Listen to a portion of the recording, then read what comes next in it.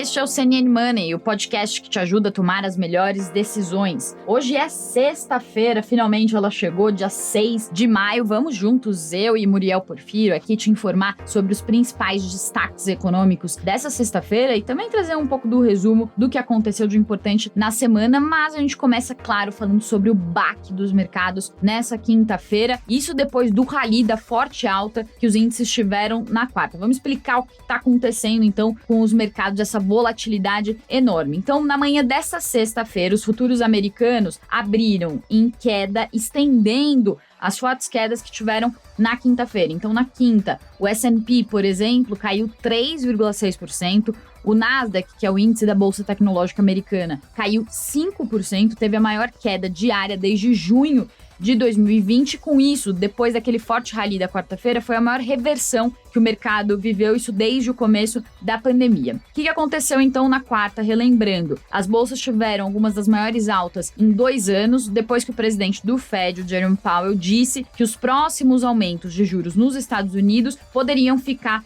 em 0,5 ponto percentual ou menos, descartando a hipótese de aumento de 0,75 ponto percentual. A gente falou bastante sobre isso ontem, para quem quiser retomar o que aconteceu com os juros lá nos Estados Unidos. E aí, por que essa lua de mel com o Banco Central Americano, como definiu o Roberto Mota lá da Genial, durou só 24 horas? Tem alguns motivos que eu elenquei aqui. Um deles é que os investidores não compraram esse discurso mais dovish, mais suave, que aponta para juros subindo um pouco menos do que o esperado do Fed. Isso porque os investidores acham que o Banco Central Americano não vai conseguir conter a inflação, que está no maior patamar em 4 décadas nos Estados Unidos, com vários detalhes e indicadores mostrando os níveis de salários estão aumentando muito, que estão mostrando também que no PIB, apesar da contração, quando se olham os dados ali no detalhe, há um aquecimento no consumo das famílias. Então, todos esses dados, quando eles vão sendo reunidos, eles mostram que a economia americana ela está aquecida, os dados de emprego tão positivos. Inclusive, vai sair hoje pela manhã os dados do payroll. A gente está gravando antes de saírem esses dados, mas é um dado que o mercado olha com muita atenção. Tem uma expectativa de que o payroll mostre que a taxa de desemprego nos Estados Unidos vai cair para 3,5%, o custo da mão de obra deve crescer a um nível recorde. Isso tudo deixa a economia americana aquecida. E aí eu gostei muito de uma definição de um analista que foi escutado pela CNN Internacional. Ele falou que isso é ótimo para os americanos historicamente mal pagos, esses salários aquecidos, o mercado de trabalho aquecido. Mas para um banco central tentando conter a inflação, isso torna um trabalho já difícil ainda mais complexo. Então esse é o desafio do Fed, é por isso que o mercado não acredita que o Fed vai conseguir ser mais tranquilo em relação aos juros, vai ter que ser mais duro, porque a inflação está muito alta, os salários estão subindo, a economia ainda está aquecida. E aí também um outro ponto é que, com essa perspectiva de que o Fed vai ter que ser duro para conter a inflação, isso gera também um temor muito grande de recessão. Então, apesar de o Fed ter falado que pode ser mais suave ali com os juros, de qualquer forma ele está aumentando a taxa de juros, está reduzindo o balanço patrimonial, então isso aumenta o temor sobre inflação. Uma outra estrategista da Quill Intelligence, que também foi escutada pela CNN Internacional, fez um resumo que eu achei muito explicativo do dia de ontem, do dia dessa quinta-feira no mercado. Ela falou que está no mercado há 25 anos e que não tinha visto nada igual. Ela disse que o que aconteceu nessa quinta-feira não é só volátil, mas é também violento. Então foi essa visão que o mercado teve dessas quedas muito fortes. Vários analistas dizendo que as quedas lembraram alguns dos piores momentos da crise financeira de 2008, com uma volatilidade muito grande, com alguns analistas mais alarmistas dizendo que o mercado nesse momento está capitulando e os investidores estão jogando de vez a toalha por causa desse temor de inflação global, juros subindo, temor de recessão na Europa, temor de recessão nos Estados Unidos adiante com o aumento de juros. A gente ainda adiciona nesse mix aí de turbulência, lockdowns na China que estão afetando preços de commodities, guerra na Ucrânia que também não tem um desfecho claro, então uma guerra que parece que vai se estender ainda por alguns meses, se não anos, segundo especialistas internacionais comentam. Então todo esse caldo vai transformando o mercado acionário num mercado muito nervoso. E isso está se refletindo, claro, nos índices, por isso um baque muito forte nessa quinta-feira. Então, nessa sexta, os índices americanos estendendo as quedas, os índices na Europa também caindo com força, e índices na Ásia seguiram o movimento de Wall Street. Então, Xangai fechou com uma queda de mais de 2%, Hong Kong fechou com uma queda de quase 4%, e aí só Tóquio descolou, mas por causa de bons resultados corporativos.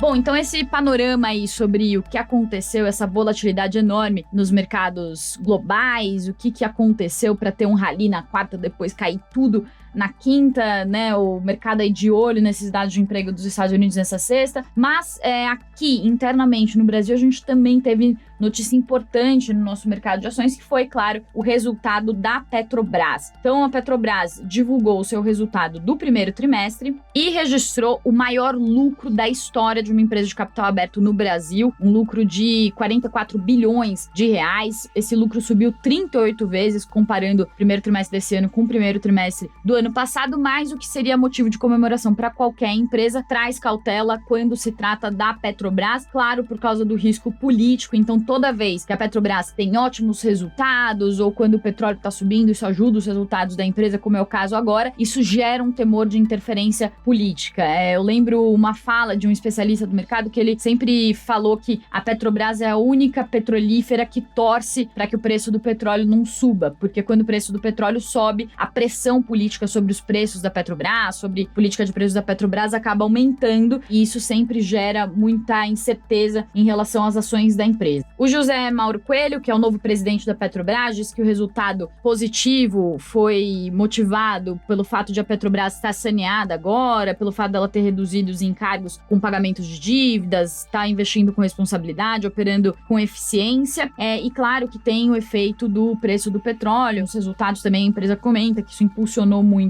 os lucros, mas o que os analistas dizem sobre Petrobras é que, de fato, a empresa avançou muito em termos de eficiência, reduziu o endividamento em 70 bilhões de dólares desde 2014, ela tem um bom momento em termos operacionais, ela distribuiu também dividendos, anunciou a distribuição de dividendos de R$ 3,71 por ação, o que equivale a cerca de 48,5 bilhões de reais em dividendos, vai distribuir R$ 1,85 em 20 de junho, R$ 1,85 em 20 de julho. Quem vai receber os dividendos são os investidores que têm ações da Petrobras até o dia 23 de maio. Isso também mostra que a Petrobras é uma ótima distribuidora de dividendos. Lembrando que a Petrobras está distribuindo esses dividendos altos porque ela está seguindo aquela nova política que define que se a empresa chegar num endividamento inferior a 65 bilhões de dólares, ela pode distribuir 60% da diferença entre o fluxo de caixa e os investimentos em dividendos. Então, aquela política nova da Petrobras que aciona um gatilho quando o endividamento chega nesse patamar para distribuir muito dividendos. Então, resumindo, o fato é que a Petrobras está num ótimo momento em termos técnicos, muito bem avaliada, e claro que o petróleo em alta está ajudando muito os resultados da empresa, como está ajudando o resultado de petrolíferas no mundo todo. Mas, quando se comparam os múltiplos da Petrobras com múltiplos de outras empresas lá fora, o que se percebe é que daria para a Petrobras, poderia estar com múltiplos melhores se não fossem esses riscos políticos. E aí, o que a gente trouxe de análise sobre as ações especificamente da Petrobras? No começo do ano, as ações tinham 11 recomendações de compras feitas por bancos, por casas de análises, e uma recomendação que era neutra. Recomendação neutra no mercado é quase como falar que melhor não comprar, né, melhor vender, porque normalmente os analistas são mais otimistas com as ações, então 11 recomendações de compra e uma neutra lá no começo do ano. Mas agora, depois de toda essa turbulência, aumento de preço do petróleo, o que a gente tem de cenário de recomendações são 8 recomendações de compra e uma neutra para a Petrobras. Então diminuíram as recomendações de compra de 11 para 8 e ela segue com uma recomendação neutra. A Petrobras hoje tem um preço-alvo de R$ 37,35, segundo essa análise que é feita, esse resumo das recomendações que é feito pela Reuters. Isso representa um potencial de valorização das ações de quase 17% em relação ao preço de fechamento da Petrobras dessa quinta-feira,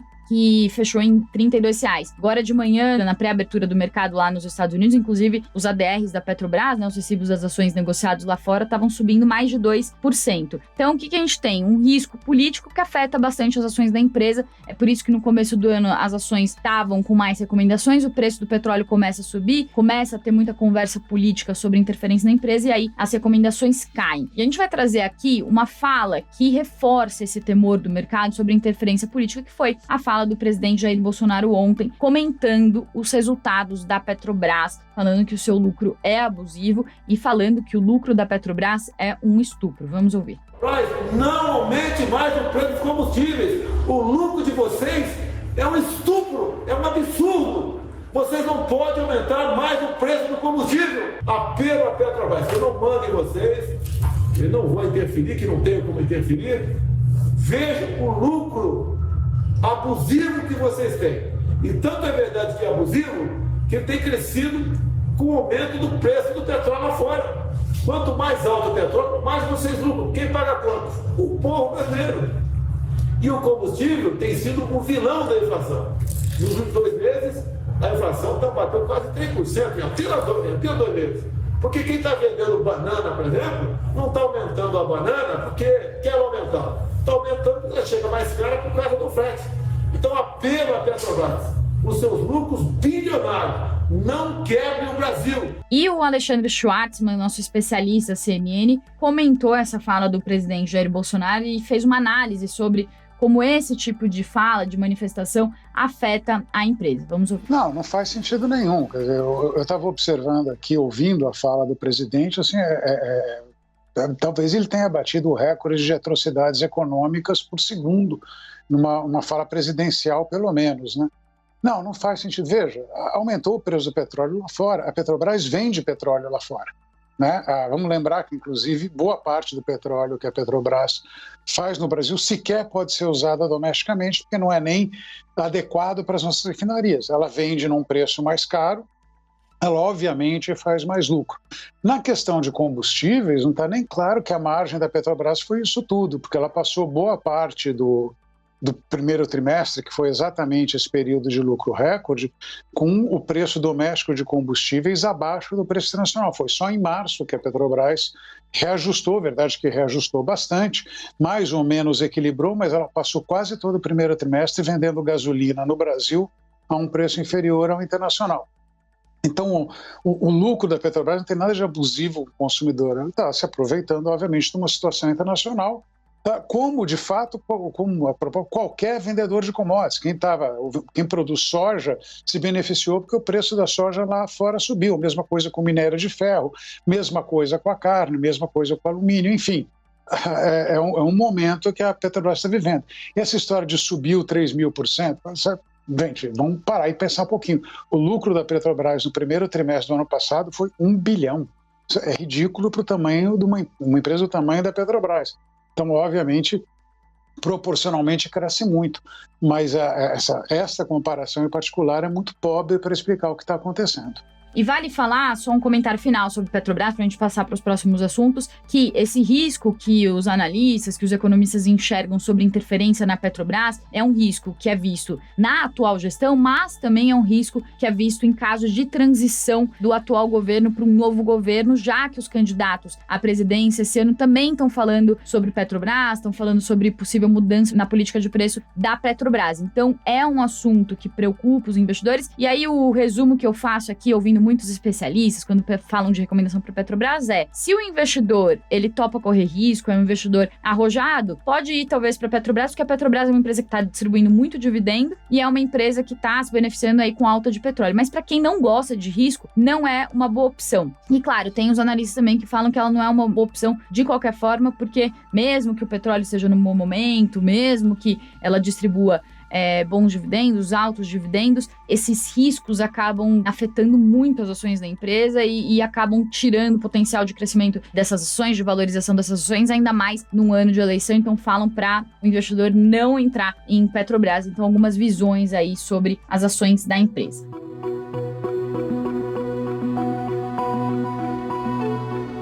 E a gente traz agora para você um resumo do que aconteceu de mais importante nessa semana no mundo da economia. Vamos relembrar, o Fed, o Banco Central Americano, anunciou um aumento na taxa de juros de 0,5 ponto percentual para 0,75% a 1% ao ano. Essa foi a maior alta em 22 anos e, de novidade, o Fed anunciou a redução do balanço a partir de junho. Já aqui no Brasil, o Copom subiu a Selic em 1 ponto percentual para 12,75%. Esse é o maior patamar desde 2017. A novidade por aqui é que o BC deixou a porta aberta para novos aumentos, mas sinalizou que os próximos devem ser de menor magnitude. Outro destaque da semana foi o embargo ao petróleo russo. A União Europeia propôs proibir as importações de petróleo da Rússia em até 6 meses. Derivados de petróleo seriam totalmente proibidos até o fim do ano. A questão agora é que todos os países que fazem parte do bloco precisam aprovar essa medida. E esse embargo gera preocupação sobre a inflação nos países da zona do euro. E além desse cenário conturbado lá fora, o Brasil precisa enfrentar problemas internos. A MP que torna o Auxílio Brasil permanente de R$ 400 foi aprovada no Senado, como já era esperado. Ainda falta a sanção presidencial, mas o que o governo ainda não explicou é como vai pagar o benefício a partir do ano que vem. E nessa quinta, o governo também anunciou a liberação do FGTS para mães que trabalham e pagam a creche dos filhos. A avaliação dos economistas é de que o governo está lançando mão de medidas populistas em um ano de eleição. A gente lembra que o FGTS é um recurso que não passa pelo orçamento. E é unânime entre os especialistas a avaliação de que o Brasil precisa aprimorar as políticas públicas e melhorar a qualidade de vida da população vulnerável. Mas, novamente, o governo anuncia medidas emergenciais e sem o planejamento necessário para manter a saúde das contas públicas. Isso na avaliação dos economistas. Diante desse cenário, o risco de maior fragilização do teto de gastos aumenta. É o que comenta agora o Alexandre Schwartzman. Vamos ouvir. Bom, domesticamente, eu não sei se ano que vem terá teto de gastos, né? Não parece que não tem mais nenhum apoio político para o teto de gastos, exceto pro forma, né? Quer dizer, talvez até diga ali formalmente que mantém, mas como você falou, quer dizer, põe ali, aumenta um pouco o pé direito, né? Põe uma clarabóia, alguma coisa assim. Então, acho que assim, o teto de gastos já está ferido de morte, foi ferido de morte no passado e tudo indica que a gente não vai seguir a trajetória de gastos. Não tem nenhum dos candidatos que tem alguma chance de ganhar a eleição parece ter um grande apoio para esse tipo de medida. Bom, e o Schwartzman falou sobre a questão do pé direito, né, do teto de gastos, porque os economistas estão falando que com toda essa situação aí de pressão nas contas públicas e tudo mais, 2023 é um ano que o teto de gastos está sob um enorme risco, que é muito possível, vocês ouviram ele falando que é muito possível que o teto de gastos vá para o espaço, ali meio nas palavras dele, e aí é curioso que os economistas, cada economista que eu converso fala de um jeito. Então, tava falando com o Gabriel Barros lá da Rio Asset, ele falou que vai ser um rooftop no teto de gastos. Murilo Viana já tava falando que é um arranha-céu, pode virar um arranha-céu, né, conforme vai colocando coisa a mais de gasto, né, dentro do teto, enfim. Vamos ver como que vai ficar essa história, mas por que tá se falando sobre isso? Um dos pontos centrais é que o relator do orçamento de 2023, ele já deu algumas declarações dizendo que quer tirar o Auxílio Brasil do teto de gastos, então isso aumenta aí a pressão sobre contas públicas, sobre risco fiscal, e no fim das contas acaba prejudicando a própria população que seria beneficiada por esses gastos, porque com o aumento do risco fiscal, isso se reverte em aumento de dólar, inflação, e prejudica, claro, essa população que é a população mais vulnerável, que é a população que mais sofre quando as contas se descontrolam e o risco no país aumenta, gerando esse cenário de aumento de preços. Então, vamos acompanhando como que fica essa situação e os próximos capítulos dessa nova temporada aí de fragilização do teto de gastos. Dito isso, falamos bastante aí sobre a semana, uma semana conturbada, então acho que tá todo mundo já até meio um pouco cansado, aliviado que chegou a sexta-feira, pelo menos essa é a nossa sensação aqui cobrindo a economia. Vocês aí também, não sei como que foi a semana de vocês, mas digamos que foi uma semana agitada. Então a gente deseja a todos uma ótima sexta-feira, um ótimo final de semana, se possível descansem, que é sempre importante também, e na segunda-feira estamos de volta. Muito obrigada pela companhia. Tchau!